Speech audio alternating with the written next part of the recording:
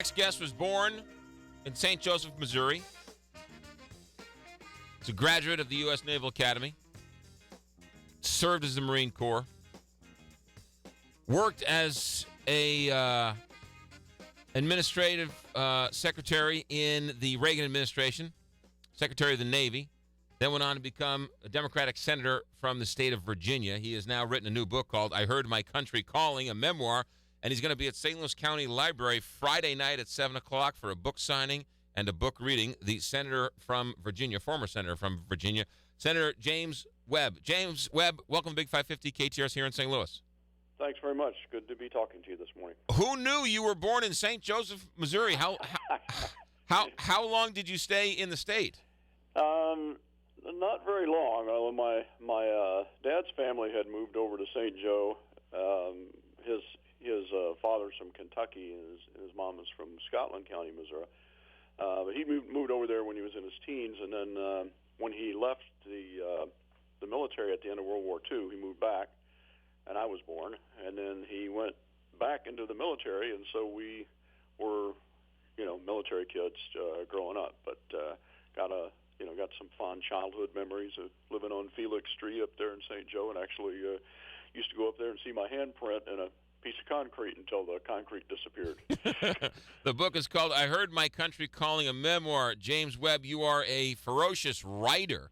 What did you want the world to know about your bringing up? What is it that you wanted? What's the story you wanted to tell? Well, since I left the Marine Corps after Vietnam, I've spent almost exactly half my time in public service and half of it as a writer, which is actually kind of an unusual career because they're not very compatible. Writers are supposed to tear up the political process, and political writers are rarely taken seriously as literary figures. But I've been able to move in and out of public service and at the same time maintain a lot of independence when I leave by going back and writing rather than falling into the usual pattern. And so this was the fourth time when I left the Senate that I had done that.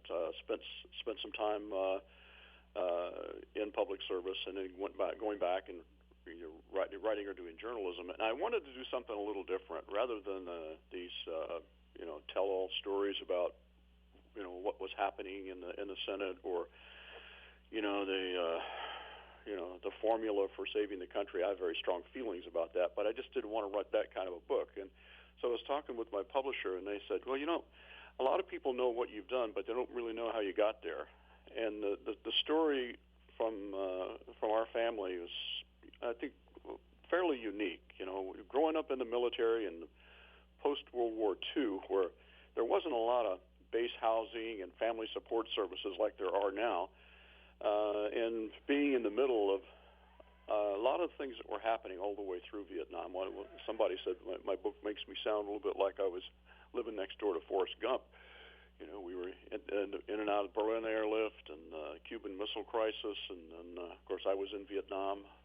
I just thought that it would be a really good story for people about how the country went through that period, but also as a military family looking up, how it shaped you, how it shaped my views of leadership, and how I kind of became who I am. The book is called I Heard My Country Calling, a memoir. Senator James Webb is going to be at St. Louis County Library at 7 o'clock for a book signing and a book reading. I've heard that said numerous times about that Forrest Gump, and that you were in all the you sort of touched so many different places. But it seems to me, Senator, that years ago, let's go back to that Vietnam era, everybody had a stake in it. Whether you were there, you knew somebody were there, you were affected by it, so that you all knew about the Berlin airlift. You all knew about Vietnam. You all knew about things like that. Today, we sent a whole generation of kids to war, and their same generation doesn't know anything about what they did. It's a total and complete disconnect. Well, that's partially true. Because of the draft laws during Vietnam, the elites in our generation really did not experience the war like a lot of other people did. And it was a very ferocious war, and I don't think the country still understands how hard that war was on the ground. In the 1 year that I was in Vietnam in 1969, we lost twice as many combat dead as have been lost in Iraq and Afghanistan combined in the last 12 years of war. and it went right over the heads of people here. On the other hand, you are right that with respect to the people who who have served in Iraq and Afghanistan, that includes my son, by the way, who was an enlisted infantry marine in Ramadi, Iraq, during some of the worst fighting of the Iraq War. Very few members of Congress or people who are in positions of influence have experienced what it's like to have a child deployed. And I'll tell you, I've lived with my dad deployed at one point for 3.5 years. I've been deployed, was wounded in combat, and there's nothing harder than being a parent with a child deployed. And if 25% of the United States Congress had to wake up every morning and worry about where their kid was, I think you'd have had a different foreign policy. James Webb, our guest. The book is "I Heard My Country Calling." You started very humble beginnings. Your mother, you weren't born, as they say, on third base thinking you hit a triple. I'm very proud of my parents, and this book was a chance to talk about them, and also my grandmother. You know, when I talk about family services for military people, I worked really hard. I spent 5 years in the Pentagon, working part of the time on trying to get family services available, and with the volunteer system, we have good family services available. But when I was a kid, there weren't any. You know, my mother at one point was 24 years old with 4 kids.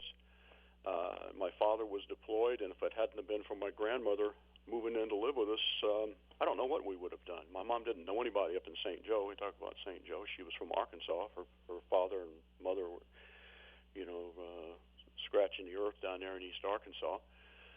My grandmother had my grandfather died, had moved to California, having to make a Sophie's choice. She left my mom behind. There were 8 kids in the family, 3 of whom had died during childhood, not childbirth. One of them with typhoid fever, types of things you don't even see anymore. But there were 2 kids who were still young, and my grandmother took the youngest and left my mom with an aunt in Arkansas, went out and was Rosie the Riveter, putting bolts into the noses of bombers for World War II. She's like 4'11", had arms like Popeye. But they had a journey, and they were so determined and so proud, and talked to us about duty and the need to just keep moving, and that the greatest honor was to serve your country. And so this book was in many ways a way to thank them and to try to show their journey in a way that I think a lot of people in this country have forgotten. Yeah. How did you go back and write it? Did you do it from memory, or did you interview a bunch of people? Because there's not a whole lot of press clippings you can go back to, can there? Is there?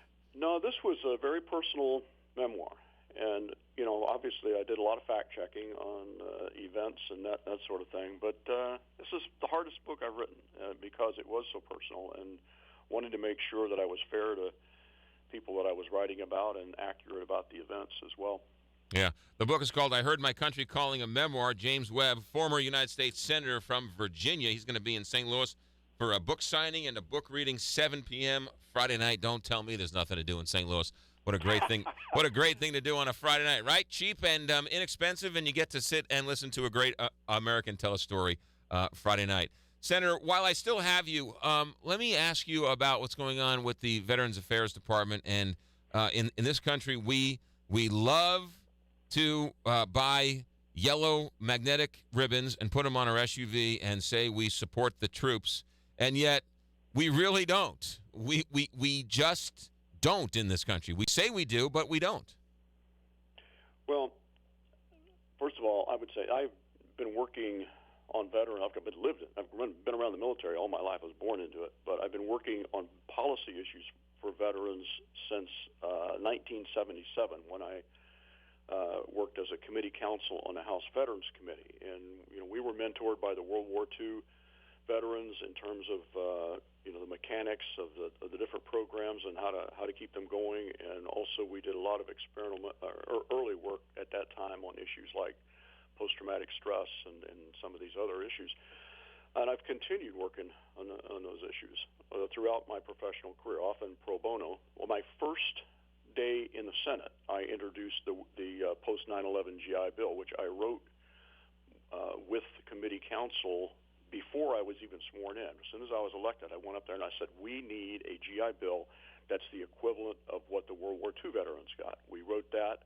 I introduced it my first day. It took us 16 months. We got it passed. It was one of the great moments in my life. We got the best GI Bill in history out there for these people who have served since 9/11. But and I take your point. I mean, when people say thank you for your service, or we like our veterans, I say if you want to thank a veteran for his service, give him a job. Mm-hmm. I had 10 veterans on my staff at one point in the Senate, and that's what I would say to my fellow senators. You want to say that? How many veterans do you have on your staff? But the problem inside the VA institutionally right now is it's just terrible. It has got to be fixed. I've been around the VA institutionally now on policy issues since 1977. And when I got to the Senate,